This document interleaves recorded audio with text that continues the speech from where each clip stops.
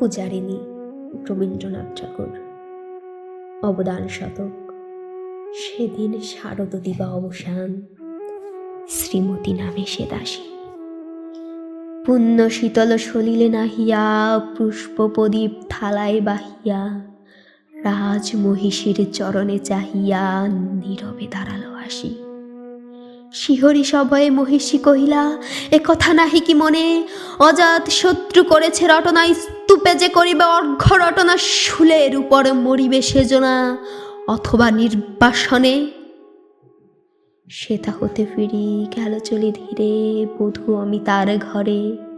সম্মুখে রাখিয়া স্বর্ণ মুকুর, বাঁধিতেছিল সে দীর্ঘ চিকুর, আঁকিতেছিল সে যতনে সিঁদুর, সীমান্ত সীমা পরে।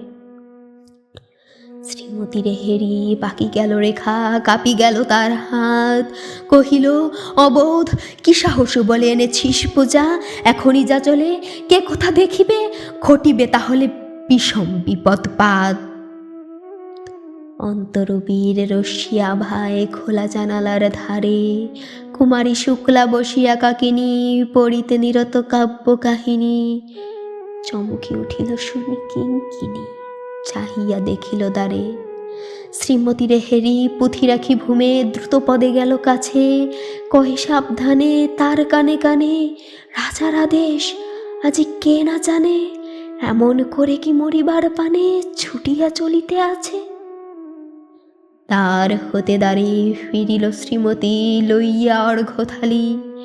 হে পুরবাসিনী, সবে ডাকি কয়, হয়েছে প্রভুর পূজার সময়। শুনি ঘরে ঘরে কেহ পায় ভয়, কেহ তারে দেয় গালি। দিবসের শেষ আলোক মিলাল নগর সৌধ পরে, পথ জনহীন আধারে বিলীন, কলকোলাহল হয়ে লক্ষীন। আরতি ঘণ্টা ধ্বনিল প্রাচীন, রাজ দেবালয় ঘরে।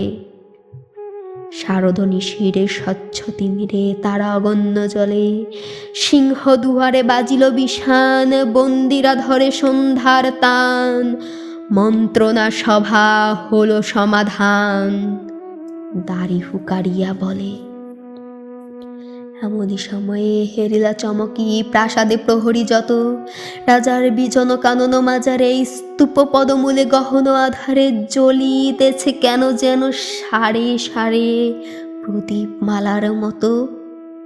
মুক্ত কৃপানে পুররক্ষক তখনই ছুটিয়া আসি, শুধালো, কে তুই ওরে দুর্মতি, মরিবার তরে করিস সারতি? মধুর কণ্ঠে শুনিল, শ্রীমতী আমি বুদ্ধের দাসী।